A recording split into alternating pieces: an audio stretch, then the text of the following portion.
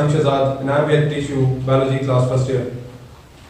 Students, कल हमने carbohydrates का टॉपिक स्टार्ट किया था और उसका इंट्रोडक्शन पढ़ा था, बहुत अच्छे तरीके से समझी थी उसकी हर चीज़ हमने। आज हमने जो टॉपिक स्टार्ट करना है, हम उसी टॉपिक को आगे लेके चल रहे हैं, उसी का पार्ट 2 आज हम पढ़ रहे हैं उस टॉपिक का। इसमें हमने उसकी क्लासिफिकेशंस का जिक्र किया था कार्बोहाइड्रेट्स की। तो सबसे पहली जो उसकी क्लासिफिकेशन में उसकी चीज़ आती है वो है मोनोसैकराइड्स। मोनोसैकराइड्स मोनोसैकराइड्स के बारे में हम जो डिटेल दी गई है हमारी बुक में, उसको स्टेप वाइज पढ़ेंगे 1 बाय 1 करके, और इस तरह फिर उसको सारे को याद करना आसान हो जाएगा। सबसे पहली चीज़ जो हम इसकी डिस्कस करने जा रहे हैं, इसका एक इंट्रोडक्शन, जो इंट्रोडक्टरी पैराग्राफ है उसको डिस्कस करते हैं कि उसमें किस चीज़ का जिक्र किया गया है। इसके इंट्रोडक्शन में हमें ये बात बताई गई है मोनोसैकराइड्स के अंदर कि ये सिंपल शुगर्स हैं। Monosaccharides are simple sugars, they are sweet in taste, और तीसरे नंबर पे बताया गया है कि ये इजीली पानी में डिजॉल्व हो जाते हैं। Sweet in taste, simple sugars and easily dissolve in water. चौथे नंबर पे ये बात बताई गई है हमें कि ये हाइड्रोलाइज नहीं होते। मोनोसैकराइड्स मजीद जो है स्मॉल, इसकी हाइड्रोलाइजेशन नहीं हो सकती, ये टूट के मजीद छोटे स्मॉल शुगर्स में कन्वर्ट नहीं हो सकते, बल्कि यही सबसे स्मॉल फॉर्म में शुगर एग्जिस्ट करती है जिसको हम मोनोसैकराइड्स का नाम देते हैं। इसकी मजीद हाइड्रोलाइजेशन नहीं हो सकती। ये इसकी 4 हमें कैरेक्टरिस्टिक्स शुरू में ही बताई गई हैं, बहुत सिंपल सी, कि ये स्वीट इन टेस्ट है, सिंपल शुगर्स हैं, easily dissolve in water, and चौथे नंबर पे ये कि ये हाइड्रोलाइज नहीं हो सकती। मजीद 4 बातें इसकी हमें शुरू में ये बताई गई। उसके बाद केमिकली इसको थोड़ा सा डिफाइन किया गया, वो ये कि chemically they are polyhydroxy aldehydes और कीटोन्स, यानी केमिकली ये पॉलीहाइड्रोक्सी एल्डिहाइड्स हैं या कीटोन्स हैं। अगली बात जो हमें ये बताई गई है इसमें मोनोसैकराइड्स में, इसके जितनी भी कार्बन्स एक अरेंज हुई होती हैं, जितनी भी कार्बन्स, उनके साथ हाइड्रोक्सिल ग्रुप्स अटैच होते हैं, लेकिन एक कार्बन जो है उसके साथ हाइड्रोक्सिल ग्रुप अटैच नहीं होता। सब कार्बन्स के साथ हाइड्रोक्सिल ग्रुप्स अटैच होते हैं, लेकिन एक कार्बन जो है उसके साथ हाइड्रोक्सिल ग्रुप अटैच नहीं होता। तो वो जो जिसके साथ हाइड्रोक्सिल ग्रुप अटैच नहीं होता, वहां पे क्या अटैच होता है? वहां पे या तो एल्डिहाइड अटैच होता है और या कीटोन अटैच होता है। और ऐसी शुगर जिसके साथ एल्डिहाइड अटैच होता है उसको हम एल्डो शुगर का नाम देते हैं, और ऐसी शुगर जिसके साथ कीटोनिक ग्रुप अटैच होता है उसको हम कीटो शुगर का नाम देते हैं। इसी के अंदर हमें 2 एग्जांपल्स दी गई हैं ट्राइओसिस शुगर की, इसमें 3 कार्बन होती हैं। उसमें एक तो हमें एल्डिहाइड ग्रुप साथ अटैच करके बताया गया है, और दूसरी तरफ हमें कीटोनिक ग्रुप साथ अटैच करके बताया गया, उसकी एग्जांपल दी गई। एक का नाम है ग्लाइसरल्डिहाइड, दूसरे का नाम है डाइहाइड्रोक्सी एसीटोन। ये उसकी मैंने उसकी जो स्ट्रक्चर है वो बनाया है। ये एल्डिहाइडिक फॉर्म है उस ट्राइओसिस शुगर की, ग्लाइसरल्डिहाइड की, और ये डाइहाइड्रोक्सी एसीटोन इसकी कीटोनिक फॉर्म है, ये वाली। इसको हम कीटो फॉर्म कहेंगे, इसको हम एल्डिहाइडिक फॉर्म या एल्डो शुगर इसको हम कह सकते हैं इसको। अच्छा, ये जो स्ट्रक्चर बना हुआ है बुक के अंदर, कल के लेक्चर में हमने एक बात की थी कि एल्डिहाइड और कीटोनिक ग्रुप में फर्क ये होता है कि कार्बोनाइल ग्रुप के साथ हाइड्रोजन जिसमें अटैच हो वो एल्डिहाइड ग्रुप होता है, जबकि कीटोनिक ग्रुप में ये होता है कि कार्बोनाइल ग्रुप के साथ दूसरे अल्काइल ग्रुप्स अटैच होते हैं। तो ये उसकी एक फॉर्म है ट्राइओसिस शुगर की। इसके अंदर आप देख रहे हैं कि ये जो कार्बोनाइल ग्रुप है, कीटोनिक ग्रुप, इसके अंदर दोनों तरफ अल्काइल ग्रुप्स अटैच हैं, और जबकि जो एल्डिहाइड ग्रुप है इसमें हमने ये पढ़ा था कि कार्बोनाइल ग्रुप के साथ एक तरफ हाइड्रोजन अटैच होती है। अच्छा, ये फॉर्म हमारी बुक में बनाई गई है, ये वाली। इसको अगर हम थोड़ा सा अगर खोल के देखें, इसके स्ट्रक्चर को जरा सही तरह बनाएं जैसे एल्डिहाइड का होना चाहिए, तो ये मैंने अल्टरनेट स्ट्रक्चर इसका बनाया है समझने के लिए। इस स्ट्रक्चर को अगर आप देखें तो आपको समझ आ जाएगी कि ये एल्डिहाइड ग्रुप ये है। इसको ओपनली अगर हम इस तरह बनाएं तो ये इस तरह बनता है एल्डिहाइड ग्रुप, जिसमें आप देख रहे हैं ये जो कार्बोनाइल ग्रुप है इसके साथ एक तरफ हाइड्रोजन अटैच है। हमें पता है कि जब कार्बोनाइल के साथ एक तरफ हाइड्रोजन लग जाए तो वो एल्डिहाइड ग्रुप होता है। ये शेप हमारी बुक में ये स्ट्रक्चर बना हुआ है। इस स्ट्रक्चर को यहाँ मैंने ओपनली बनाया है, जिसमें ये वाज़ेह हो रहा है कि कार्बन के साथ जो डबल बॉन्ड है ये कार्बोनाइल ग्रुप के साथ एक तरफ हाइड्रोजन अटैच है, तो जिसमें एक तरफ हाइड्रोजन कार्बोनाइल ग्रुप में अटैच हो तो उसको हम एल्डिहाइड ग्रुप का नाम देते हैं। ये आपको दोनों शेप्स याद होनी चाहिए, एक ग्लाइसरॉल्डिहाइड है और ये डाइहाइड्रोक्सी एसीटोन है। वो जो शेप बनी हुई है ये आपकी बुक में बनी हुई है, उसको भी देख लें और इस शेप को अगर आप याद करना चाहें तो इसको भी कर लें, क्योंकि इसमें बिल्कुल एग्जैक्टली हमें एल्डिहाइड ग्रुप शो हो रहा है। तो ये था हमारा इसका इंट्रोडक्शन। आगे नेक्स्ट हम पढ़ते हैं कि जनरल फॉर्म में ये किन किन हालतों में पाया जाता है, मोनोसैकराइड्स की जनरली कैसे एग्जिस्ट करता है। इसके अंदर हम देखते हैं कि 3 to 7 कार्बन एटम्स जो है वो प्रेजेंट होते हैं। 3 to 7 कार्बन आर प्रेजेंट और उनके क्या क्या नाम है कार्बन एटम्स की मौजूदगी की वजह से। जिसमें 3 कार्बन पाए जाते हैं कार्बन एटम, उसको हम ट्रायोजेस कहते हैं। जिसमें 4 पाए जाते हैं उसको हम टेट्रोजेस कहते हैं। जिसमें 5 पाए जाते हैं उसको हम पेंटोजेस कहते हैं। जिसमें 6 पाए जाते हैं कार्बन एटम्स उसको हम हेक्सोजेस। जिसमें 7 कार्बन एटम्स पाए जाते हैं उसको हम हेप्टोजेस का नाम देते हैं।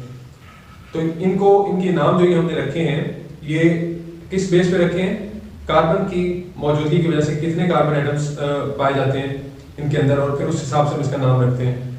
इसका जनरल फार्मूला जो है वो ये है CH2ON। मोनोसैकराइड्स का जनरल फार्मूला क्या है, CH2ON, जिसमें N जो है वो हमारे पास होल नंबर हो सकता है from 3 to onwards many thousands। अब नेक्स्ट हम बात करेंगे कि ये जो हमने नाम लिए हैं ये नेचर में किस किस जगह पे मौजूद हैं, कैसे मौजूद हैं। सबसे पहले हम बात करेंगे ट्रायोजेस की, 3 कार्बन शुगर की, जो हम पहले पढ़ चुके हैं, जिसमें ग्लाइसरॉल्डिहाइड था और डाइहाइड्रोक्सी एसीटोन था। ये जो 3 कार्बन शुगर्स हैं जिनको हम ट्रायोजेस कहते हैं, ये कहाँ पे मौजूद हैं और ये क्या काम से अंजाम दे रहे हैं। ये एक इंटरमीडिएट रोल प्ले करते हैं बिटवीन रेस्पिरेशन एंड फोटोसिंथेसिस। अब सबसे पहले हम 3 कार्बन शुगर वाली की बात कर रहे हैं, तो वो उसका क्या किरदार है कि वो एक इंटरमीडिएट रोल प्ले करता है बिटवीन रेस्पिरेशन एंड फोटोसिंथेसिस। उसके बाद हम बात करते हैं टेट्रोजेस की, जो 4 कार्बन शुगर पे मुश्तमिल है। वो क्या कर रहा है, वो कहाँ पे मौजूद है, वो रेयर है नेचर में और कुछ बैक्टीरिया के अंदर वो मौजूद होता है। टेट्रोजेस 4 कार्बन शुगर जो है वो कुछ बैक्टीरिया में मौजूद है और कम है, रेयर है नेचर में। उसके बाद हम बात करते हैं पेंटोजेस एंड हेक्सोजेस की, 5 carbon sugar and 6 carbon sugar. तो ये बहुत कॉमन है नेचर में, पेंटोजेस एंड हेक्सोजेस बहुत कॉमन है नेचर में, जिसकी एग्जांपल्स हमारी बुक में दी गई हैं। एग्जांपल्स कौन कौन सी दी गई हैं, राइबोज एंड ग्लूकोज। राइबोज जो है वो पेंटोजेस की एग्जांपल है 5 कार्बन शुगर की, और हेक्सोजेस की एग्जांपल क्या है, ग्लूकोज। ये उसका जनरल स्ट्रक्चर बनाया है राइबोज का एंड ग्लूकोज का। अब इसमें हमने 5 कार्बन्स पूरे करने हैं राइबोज के अंदर, क्योंकि पेंटोज की एग्जांपल है, ये आप देख रहे हैं 1 2 3 4 5। और हमने मोनोसैकराइड के शुरू में एक बात पढ़ी थी इसके इंट्रोडक्शन में कि इसके अंदर सब कार्बन्स के साथ हाइड्रोक्सिल ग्रुप्स मौजूद होते हैं, एक के साथ मौजूद नहीं होता। हम देख रहे हैं कि इन सब में हाइड्रोक्सिल ग्रुप्स मौजूद हैं। ग्लूकोज की भी 5 कार्बन्स के साथ हाइड्रोक्सिल ग्रुप्स मौजूद हैं, जबकि एक के साथ हाइड्रोक्सिल ग्रुप मौजूद नहीं है, ये पहले के साथ, जो पहला इसका है। और पहला हमने पढ़ा था कि इसका एल्डिहाइड ग्रुप और कीटोनिक ग्रुप के अंदर इसका जो फंक्शनल फार्मूला है वो क्या है कि इसके साथ कार्बोनाइल ग्रुप अटैच होता है, C डबल बॉन्ड वाला ग्रुप जो होता है वो अटैच होता है, इसको हम कार्बोनाइल ग्रुप कहते हैं। तो आप इसको और इसको CHO और CHO को इस तरह में लिख सकते हैं। और दूसरी बात ये भी बताता चलूं कि राइबोज और ग्लूकोज एल्डिहाइडिक एल्डो शुगर है। एल्डो शुगर से मुराद के इसके अंदर ये एल्डिहाइडिक है, इनके अंदर हाइड्रोजन अटैच है। तो ये जो CHO और CHO स्टार्ट में लिखा हुआ है दोनों के अंदर, ग्लूकोज राइबोज में भी और ग्लूकोज में भी, उसको आप ऐसे भी लिख सकते हैं कि C डबल बॉन्ड O, जो कार्बोनाइल ग्रुप है जो शुगर पे मौजूद है, उसके साथ दोनों तरफ हाइड्रोजन अटैच है। देख रहे हैं आप, ये दोनों हाइड्रोजन किस बात की निशानी है हमारे पास, कि CHO। इसको अगर हम ऐसे लिखें तो हमें ये पता चल रहा है कि ये दोनों एल्डोज शुगर हैं, ग्लूकोज भी और राइबोज भी, और ये इनका जनरल स्ट्रक्चर है, सबके साथ हाइड्रोक्सिल ग्रुप्स अटैच हैं, एक के साथ नहीं अटैच। और वो जो एक ग्रुप होता है कार्बन का जो अटैच करता है अपने साथ, वो हमें बताता है ये या तो एल्डो शुगर है या कीटो शुगर है। तो ये हमें पता चल रहा है कि ये CHO को अगर हम ऐसे लिखें और इस CHO को भी अगर हम ऐसे लिखें तो हमें पता चल रहा है कि दोनों तरफ हाइड्रोजन अटैच है, जो हमें बता रही है कि ये एल्डो शुगर है। तो ये था ग्लूकोज और राइबोज का जनरल स्ट्रक्चर। नेक्स्ट हम देखते हैं कि ग्लूकोज और राइबोज जो है ये जब एक सॉल्यूशन के अंदर होती हैं तो फिर इनका क्या स्ट्रक्चर होता है और ये कैसे अपना स्ट्रक्चर बनाती हैं, हम उसको देखते हैं। मोनोसैकराइड्स इन सॉल्यूशन फॉर्म, हम वो उसको देखते हैं उसमें इनका स्ट्रक्चर कैसे बनता है। स्टूडेंट्स, अब हम डिस्कस करने लगे हैं कि जो मोनोसेक्राइड्स हैं जब वो किसी सॉल्यूशन में होती हैं तो फिर उनका स्ट्रक्चर कैसे होता है। जब इन शुगर्स को हम किसी सॉल्यूशन में डालते हैं तो ये रिंग शेप स्ट्रक्चर बनाती हैं, रिंग शेप स्ट्रक्चर। इसके बाद इसमें हमारे पास दो एग्जांपल्स हैं कि राइबोज और ग्लूकोज को जब हम डालते हैं किसी भी सॉल्यूशन में तो वो कैसे रिंग शेप स्ट्रक्चर बनाती हैं। राइबोज जब अपना रिंग शेप स्ट्रक्चर बनाती है, इसको हम फिर क्या नाम देते हैं राइबोज को, राइबोफ्यूरानोज। और जब ग्लूकोज सॉल्यूशन के अंदर रिंग शेप बनाती है तो इसको हम किस चीज का नाम देते हैं, ग्लूकोपाइरानोज। राइबोफ्यूरानोज एंड ग्लूकोपाइरानोज हम इसको नाम देते हैं ग्लूकोज को। ये इसका रिंग शेप स्ट्रक्चर है राइबोज का 5 कार्बन शुगर और ये 6 कार्बन शुगर ग्लूकोज। इसमें आपने जब इसका ये स्ट्रक्चर बनाना है अपने हाथ से तो एक चीज का ख्याल रखना है, आपने स्टार्ट करना है इसको हमेशा दरमियान में से, ऑक्सीजन से स्टार्ट लेना है। इसका ये जो ऑक्सीजन एटम दरमियान में मौजूद है और ये ऑक्सीजन मौजूद है, यहाँ से स्टार्ट लेके राइट से शुरू करके इसको आपने एंड पे लेके आना है और इस तरतीब से कार्बन एटम्स इसमें जो है वो तरतीब देनी है कि ये number 1 carbon atom, number 2, number 3, number 4 and number 5। इसी तरह इसमें number 1, number 2, number 3, number 4, number 5 and number 6। इस तरह ये आपने इसकी हैंड रिटन प्रैक्टिस करनी है। राइबोज और ग्लूकोज जब हम सॉल्यूशन फॉर्म में होते हैं तो इनको हम राइबोफ्यूरानोज एंड ग्लूकोपाइरानोज कहते हैं। और इस तरह हम इसका ये स्ट्रक्चर बनाना है कि ऑक्सीजन से शुरू करना है और इस तरह आपने चल के इसकी जो कार्बन एटम्स हैं उनको पूरा करना है। और हमेशा ये बात याद रखनी है कि जब भी आप इस तरह का कोई स्ट्रक्चर बनाएं तो उसके अंदर कार्बन की वैलेंसी को पूरा करें। हमेशा ये देखें कि आपको जैसे पता होता है और पता होना चाहिए कि कार्बन की हमने 4 वैलेंसी पूरी करनी है, तो हर स्ट्रक्चर को बनाने के बाद एक नज़र ये देख लें कि कार्बन अपनी वैलेंसी को पूरा कर रहा है या नहीं कर रहा। अगर वैलेंसी आप पूरी नहीं करेंगे तो आपका स्ट्रक्चर गलत बन जाएगा। इस तरह अब ये कार्बन है, यहाँ पे हमारे पास ये एक एग्जांपल है, हम देख रहे हैं कि एक हाइड्रोजन के साथ अटैच हो रही है, एक इधर से हाइड्रोजन के साथ 2 उसकी होगी, एक कार्बन के साथ अटैच हो रही है और इधर से भी एक कार्बन, 4 इसने अपनी वैलेंसी पूरी कर ली। इस तरह हर स्ट्रक्चर में हर पॉइंट पे आपने देखना है कि कार्बन अपनी बैलेंस पूरी कर रही है या नहीं कर रही। और इस तरह आपने स्ट्रक्चर की एक दफा हैंड रिटन प्रैक्टिस करनी है। ऑक्सीजन से स्टार्ट लेके 1 2 3 4 5 6 एंड 1 2 3 4 5 करके आपने कार्बन को पूरा करना है। हैंड रिटन प्रैक्टिस करेंगे तो इंशाल्लाह आपको ये बहुत जल्दी आप इसको सीख लेंगे इसको बनाना। नेक्स्ट हमने देखना है कि इन फ्री स्टेट जो है वो मोनोसेक्राइड्स कैसे पाए जाते हैं इन फ्री स्टेट में, उसको हम जरा डिस्कस करते हैं। स्टूडेंट्स अब हम बात करेंगे कि फ्री स्टेट में ग्लूकोज कहाँ पे पाई जाती है। फ्री स्टेट में हम देखते हैं कि ग्लूकोज मेनली फ्रूट्स के अंदर पाई जाती है, जिसके अंदर से कौन कौन से फ्रूट्स हमें बताए गए हैं, फिग्स, डेट्स एंड ग्रेप्स। ये 3 एग्जांपल्स दी गई हैं। ये मेनली ग्लूकोज जो है ये फ्रूट्स में पाई जाती है, जिसमें से ये 3 एग्जांपल्स हमारे पास दी गई हैं। उसके बाद हमें बताया गया है कि ब्लड में ग्लूकोज 0.08% मौजूद होती है। ये जो फिगर्स होते हैं इन टॉपिक्स के अंदर, इसको आपने याद करना है। लर्न बाय हार्ट जो एक इंग्लिश में लफ्ज होता है, इसको आपने याद करना है बिल्कुल एग्जैक्टली। ये एमसीक्यूज हैं, ये जो अंदर फिगर्स आते हैं इस तरह 0.08% ग्लूकोज हमारे ब्लड में मौजूद होती है। नेक्स्ट हम बात करते हैं कि इन कंबाइंड स्टेट में हम देखते हैं कि ये हमें कैसे मिलती है। तो जब हम पॉलीसेक्राइड्स और डाइसेक्राइड्स की हम उनको तोड़ते हैं, उनकी हम हाइड्रोलिसिस करवाते हैं, तो हमें ग्लूकोज हासिल होती है। और वो कौन कौन से पॉलीसेक्राइड्स हैं जब हम उनको उनकी हाइड्रोलिसिस करवाते हैं तो हमें वो ग्लूकोज मिलती है, स्टार्च, सेलुलोज एंड ग्लाइकोजन। इनकी जब हम हाइड्रोलिसिस करवाते हैं, इनको तोड़ते हैं, तो हमें इससे ग्लूकोज हासिल होती है। नेचुरली अब हम बात करते हैं, पहले हमने free state and combined state की बात की, अब हम नेचर की बात करते हैं कि नेचुरली ग्लूकोज कैसे बनती है।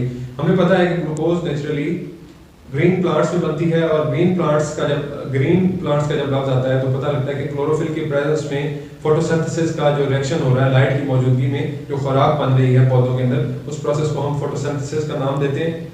लाइट की प्रेजेंस में खुराक का बनना, क्लोरोफिल हमें पता है ग्रीन कलर का होता है जो लाइट कैप्चर करने में मदद करता है। तो इस प्रोसेस के अंदर ग्लूकोज नेचुरली प्लांट्स के अंदर बनती है। ये रिएक्शन हमें दिया गया कि कार्बन डाइऑक्साइड जो एटमॉस्फेयर में मौजूद है उसकी प्रेजेंस और वाटर जो सॉइल से गेन करता है प्लांट, ये दोनों जब रिएक्ट करते हैं किसकी मौजूदगी में, लाइट की और क्लोरोफिल की मौजूदगी में रिएक्ट करके हमारे पास C6H12O6 बनती है बस, और साथ by product oxygen and water हमें मिलता है। ये जो रिएक्शन है इसमें हमारे पास ग्लूकोज बन रही है, हम इसमें देख रहे हैं कि लाइट एनर्जी यूज हो रही है, सनलाइट इस्तेमाल हो रही है, एनर्जी की प्रेजेंस में ये रिएक्शन हो रहा है। तो यानी जो ग्लूकोज हमारे पास बनती है वो उसमें एनर्जी होती है, और एनर्जी किस फॉर्म में होती है? केमिकल एनर्जी स्टोर होती है उसमें। सनलाइट की जो एनर्जी गेन करता है ग्लूकोज इस रिएक्शन में जाके बनता है, तो ग्लूकोज में केमिकल एनर्जी मौजूद होती है। एक और बात इसमें शामिल करते हैं कि हमें ये एग्जैक्टली पता होना चाहिए कि 10 ग्राम ग्लूकोज को बनाने के लिए कितनी सनलाइट एनर्जी इस्तेमाल होती है। 717 किलो कैलोरीज एनर्जी यूज होती है 10 ग्राम ग्लूकोज को बनाने में। और अब अगली बात ये करते हैं, ये फिगर आपने याद रखनी है, लास्ट पे हम इस बात को करते हैं कि जो एनर्जी स्टोर होती है ग्लूकोज में, जब ऑर्गेनिजम्स उस ग्लूकोज को यूटिलाइज करते हैं अपनी बॉडी के अंदर, तो वही एनर्जी वो गेन करते हैं जो ग्लूकोज ने इस रिएक्शन में लाइट एनर्जी से गेन की होती है।